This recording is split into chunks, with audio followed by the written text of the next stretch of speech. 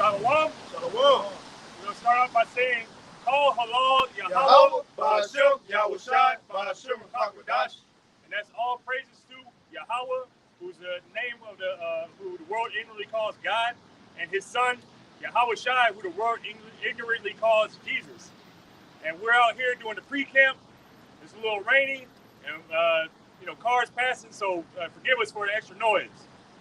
But anyway, we out here to prophesy another day, to prophesy the downfall of Babylon. So we're just going to kick it off just straight into it.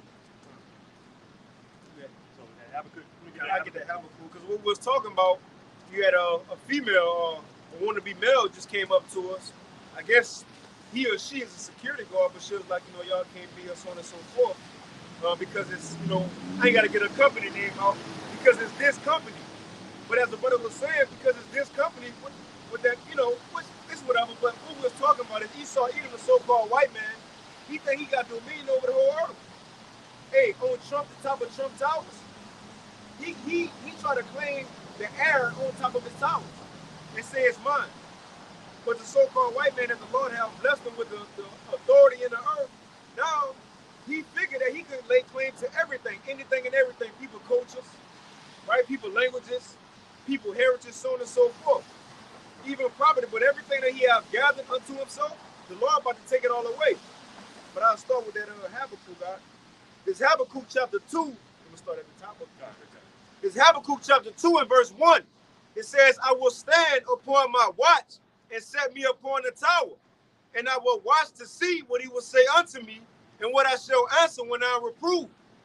And the Lord answered me and said, write the vision and make it plain upon tables, that he may run that reader. All right, so we got our occupation with prophets. You can read Jeremiah 1. This is something that's been passed down generation to generation. We're falling into that lot, our lot, to prophesy the downfall of these kingdoms. And these scriptures aren't always plain. They aren't always open to everybody, or they aren't open to everybody. They're open to the chosen few that the Lord has picked out. And a lot of the prophecies, they're not written in plain language. Like, America isn't mentioned in the scriptures. Right. The MOTV. Right, that's not mentioned straightforward. It doesn't say micro fill in the West. It don't say microchip in the scriptures. It don't say that. Right. It don't say Negroes, Hispanics, Native Americans, or the Israelites. Right. The so-called white man, the Edomites. Right. But what it does have is clues, hints, words that or passages that need to be broken down by somebody or someone, not just anybody. Because you will have people out here that call on the name Yahushai, but they don't understand the actual law itself. They looking at, they think the law is done away with. They think this and this, they think that. They can't be corrected. It's not for them to break it down. It's for the men who is given to break this down, to make it plain. You can continue. I got it. Okay, Amos of Jeremiah. Amos. This is Amos chapter 3 and verse 6. Shall a trumpet be blown in the city, and the people not be afraid? Shall there be evil in the city, and Yahweh, Ba'ashem Yahushai, has not done it? And we know the answer to that question. Yahweh, Ba'ashem Yahushai is in control of these things. He's bringing the evil. He's bringing the good times. That's why, if a prophet came to your city, comest thou peaceably? They was afraid when the prophet came through. We're the secrets into the service of the prophet. Amos 3 and verse 7. Surely the Lord Yahweh will do nothing, but he revealeth his secret unto his servants, the prophets. Right. And that's the brother was saying too, Salaki Akim. If it's a little loud, it's raining, the car's passing. But as the brother was just saying, the Lord have these things written in the book. Prophets of old, they got visions of old. They had dreams, so on and so forth. But now we here in these times to break down what they said, to make it plain upon tables, easy to be understood. In other words, making an ancient Bible easy to be understood in modern times. And it says the Lord revealed his secrets unto his servants, the prophets. Nobody else could break down this book. And it ain't nothing to brag about, because really it's not us that's doing it. It's the Lord that's putting his Yahweh and Yahushai that's putting the spirit in us to do these things and to understand them and to speak them. But that's going to be the ones who are going to break down and give the sense of these things to the people. Revelation 14 said 144,000 are the only ones who can understand or sing that new song, man. You know? Right. And we just the chosen vessel. And like that, I don't even know what to call it. I thought that was a dude at first. But like how she came up in the name of this company. Well, we coming up in the name of Yahweh Bashem Yahweh Shai. Right. So who trumps who? You got it in this world, but hey, not for much longer. We coming in the name of the creator of this world.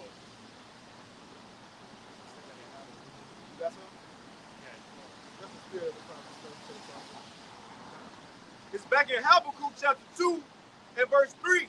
It says, for the vision, which that's the prophecy.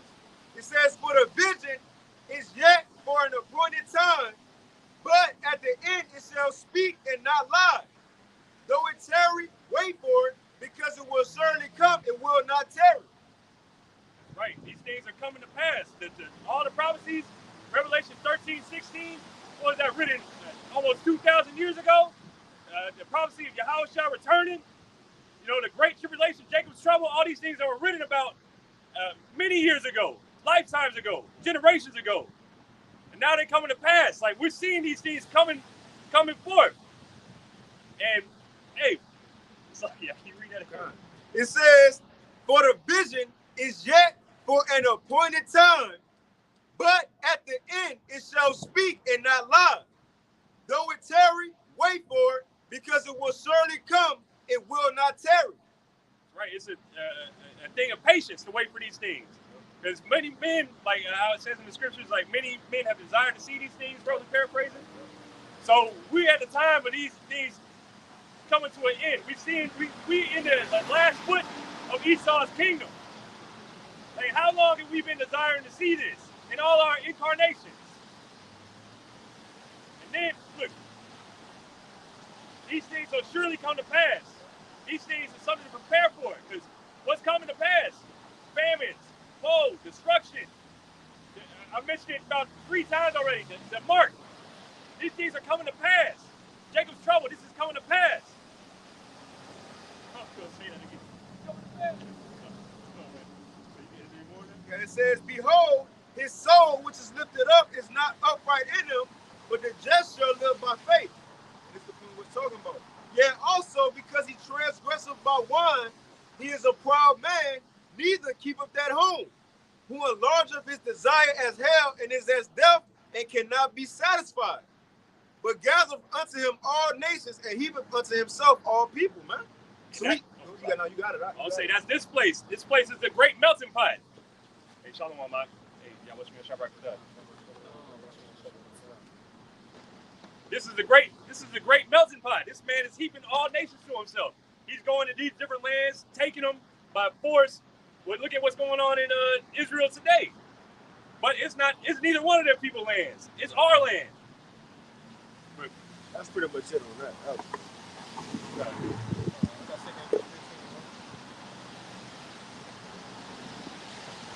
So 2nd Ezra 15 and 1, behold, speak thou in the ears of my people the words of prophecy, which I will put in thy mouth, saith the Lord, and cause them to be written in papers, for they are faithful and true. And that's another one. That's in the second scripture that say, hey, cause it to be write it down for people to hear it, for people to read it, because this is for a later date.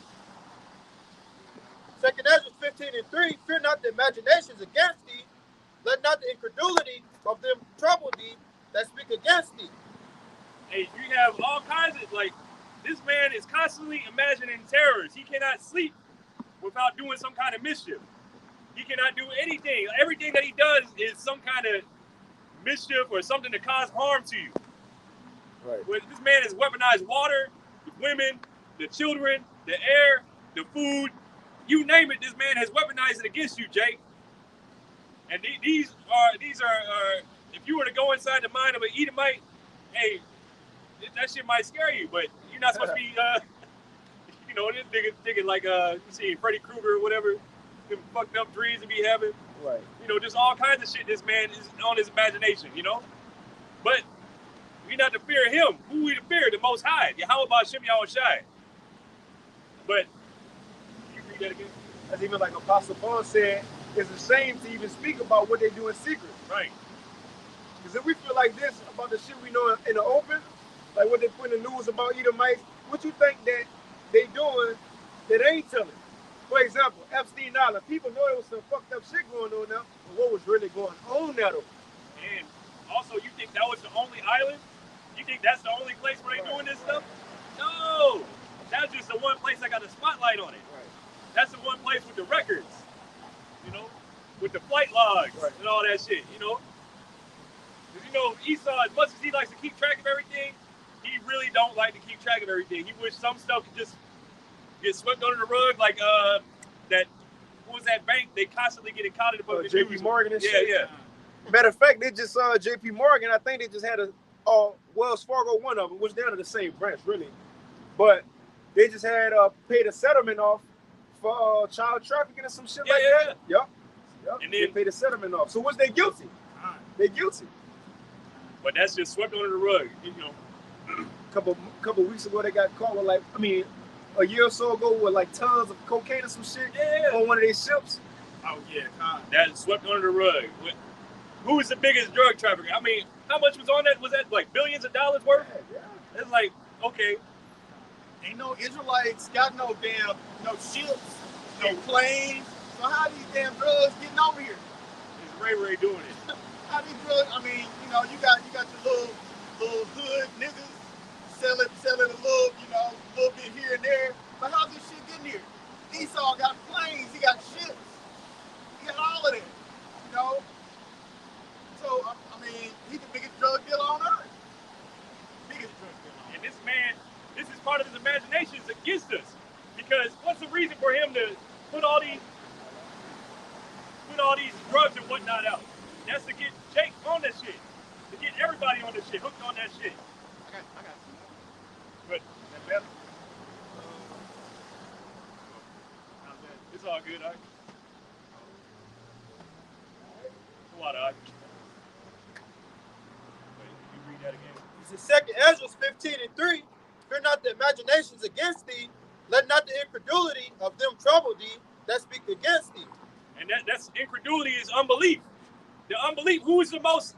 Because really, it don't matter if the other nations don't believe, but our people are the unbelievers, the most unbelieving. That's why 2/3 of them got to get cut off. Because, hey, Shalom.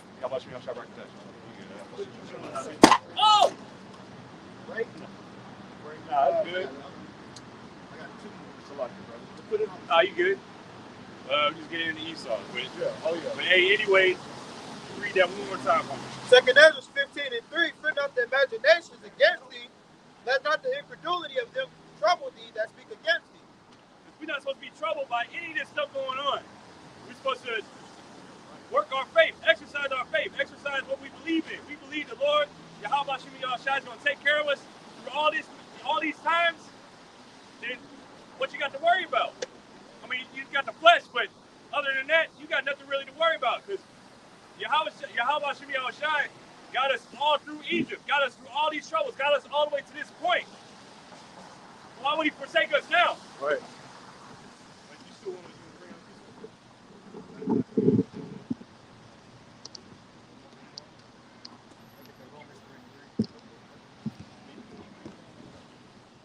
It's in 2 Ezra 15:4. For all the unfaithful shall die in their unfaithfulness. That's right. If you don't believe this truth, hey, you're gonna die in that unbelief.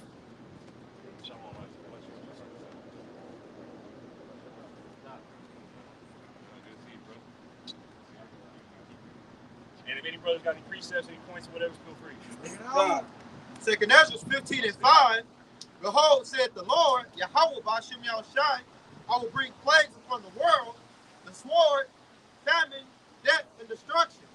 Hey, these plagues, they steadily coming out. What was it?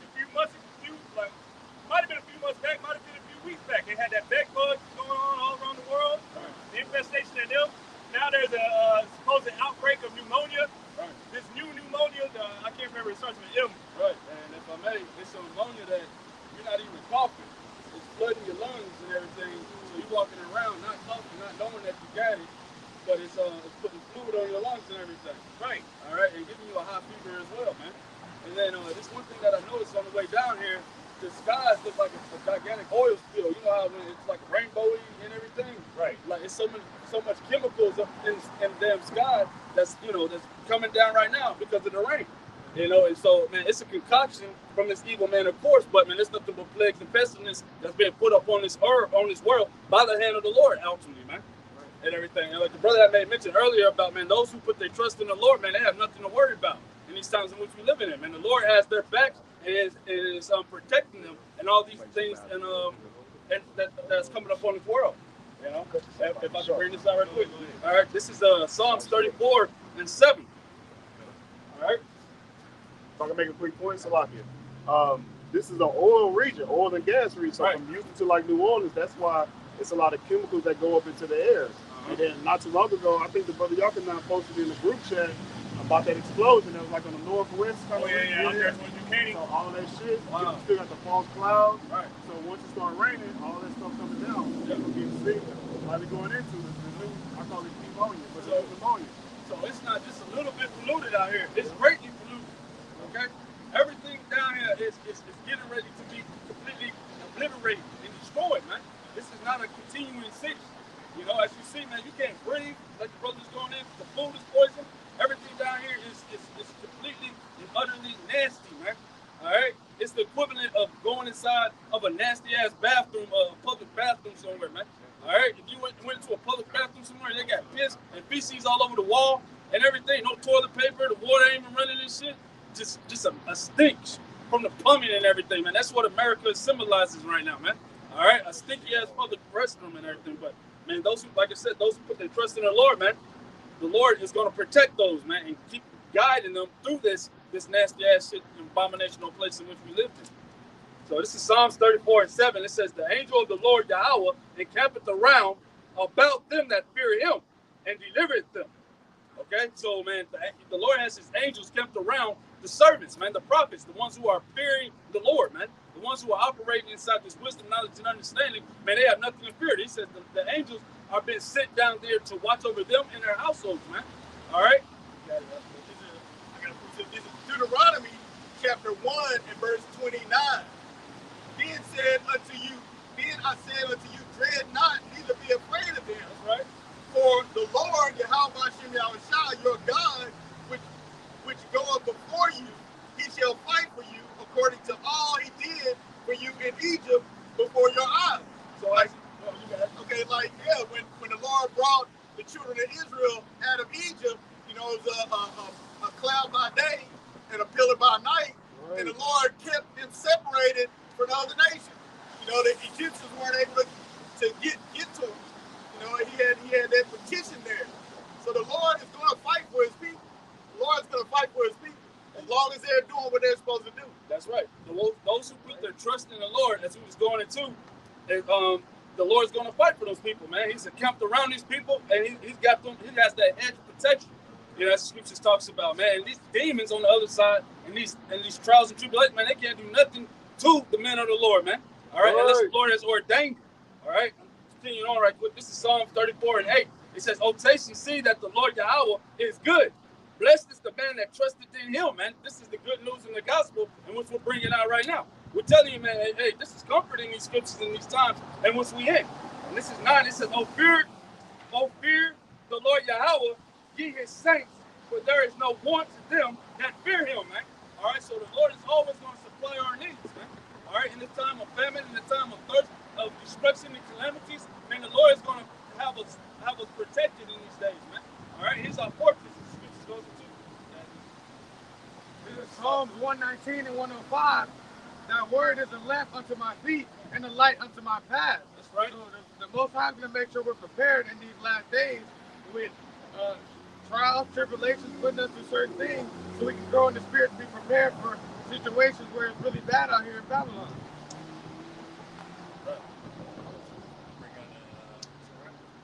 This is Sirach, or the book of Ecclesiasticus, chapter 2, verse 10. Look at the generations of old and see, did ever any trust in the Lord and was confounded? Or did any abide in his fears and was forsaken? Or whom did he ever despise that called upon him? God, hey, that's the point, because we have the scriptures to look at. The scriptures were written for our learning, right? Romans 15:4. We have all the generations of old. I mean, how could you be disappointed? All you got to do is trust in the Lord. Believe in Him. Believe that He got you. You know, That's right, man. I say He gave us more than enough examples. Like how many other examples you need? Yeah. You know? Hey, from Genesis to the Apocrypha to Revelation, we got more than enough examples. Romans 15:4. Things that was written 4 times, written 500. He gave us exactly what we need. Remember, there's more things that happen that's not even in the scriptures.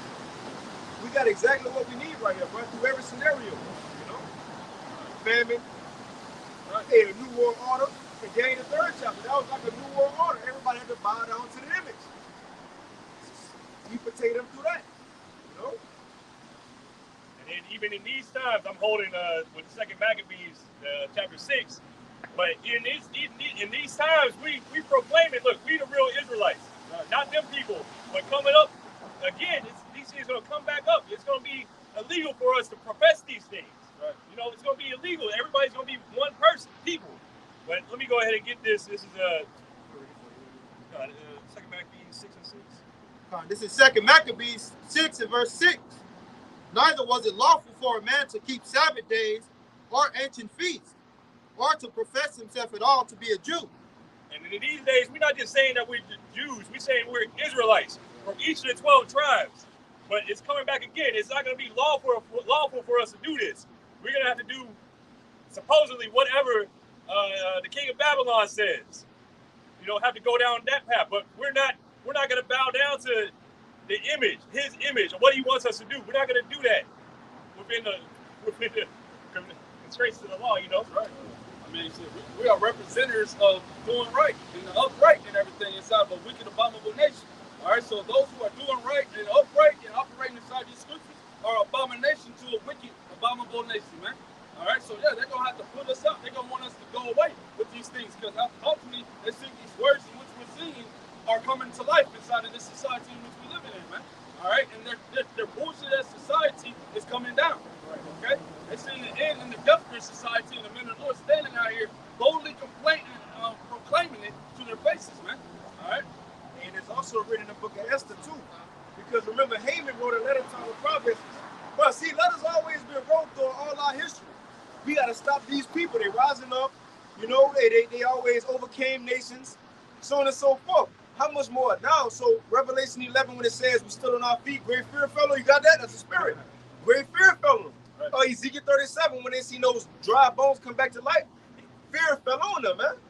Wisdom of Solomon 5. Why? Because they know what time it is. Right. They know what happened when we was with our power, when our power was one with us. Now he's back being one. They know what comes with that, man. Right. But going back to Haman, he wrote a letter to everybody. He was like, look, we got to stop these Jews. He was like, because look, they terrorize nations. You can't let them, you know, get powerful. They might overcome you. But that message always went out, man. Right. Always. In Egypt, these are powerful people. It's like, hey, even today, it's like even today, a few weeks ago, they had that ish lady come out and say the black youth, those are dangerous. Like they're dangerous. Like, so, what you think? Like, if that's true, we're just mud hut dwellers or whatever like that. Had nothing to do with that or whatever. But why would we be a threat to you?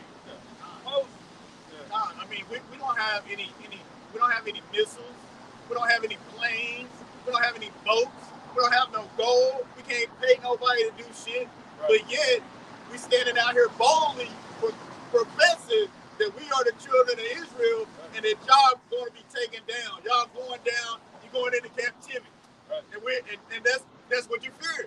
Right. That's what you fear. That's the scriptures coming to life. Right. Jumping off the page, as our apostles say. Right. That's right. Hillary Clinton also said that back in the day. She said the black youth are super predators and stuff. They said these are the threat to our society and everything, man.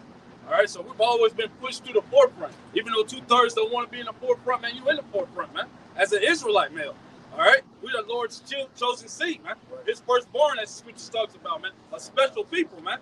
A cut above the rest, as we are created to be, man. All right, and he put us, that uprightness inside of us to proclaim it to the nations, man, and be an example of how you're supposed to operate and live, man. All right? Adultery, all these abominable things, man, this should not be a way of life and a way of existing, man. It isn't, because that's the ways to death. All them things, being a thief, being an adulterer, being a murderer, all these things lead to death. But we're here to tell you about the way of life. It's in this book. It's contained in this book.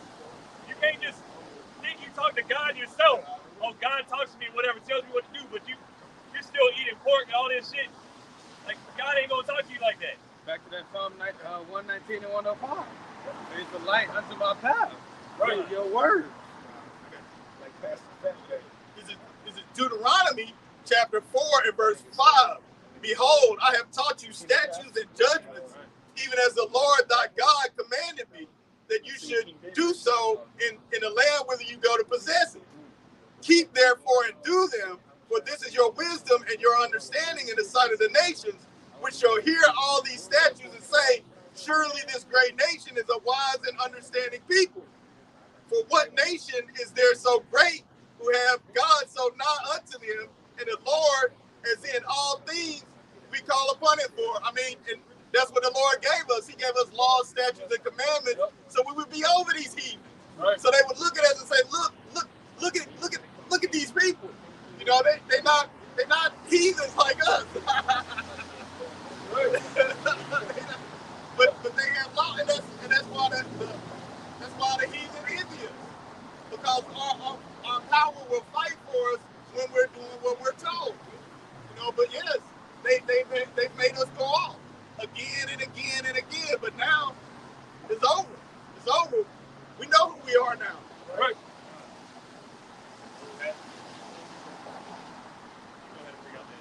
This is Judith 5 and 20. Now therefore, my Lord and Governor, if there be any error against this people, and they sin against their power, let us consider that this shall be their ruin, and let us go up, and we shall overcome them. And this is Achior, the king of the Ammonites. He's talking to, I can't remember his name. It's like Alaphanes, the general of the Syrian army. So he's breaking down to him how you conquer the Israelites. Which Achior really probably had to be Israelite, though. You know, in spirit. I heard Apollo say that before. So it makes sense, though. He was actually with Ephraim. Yeah, Person is Ephraim. So it would make sense, you know. Like Cornelius, you know. So and he knew the history. He knew the history like to a T. Shit, broke it down like Stephen. We broke it down like that, man. Great. That's true, because even what was it when the Ammonites they came up? I can't remember who was king. Was it David who was king? They were like, give us back the land. And it was like, you don't remember what happened? You came up against us. Like, but anyway, it's like knowing the history, because the Ammonites they didn't remember that. They like, you don't remember what you did? He's talking about give us back the land. But anyway, he's breaking it down like, look, this is how you, if their Lord is not with them, you can conquer them, get over them easily. So in this time that we're in, Yahweh, over a period of time, Yahweh Ba'Shem Yahushua turned his back on us. And now he's showing it again. He's showing us love again, mercy again, knowing that we're not, meaning that the enemy ain't going to be able to touch us.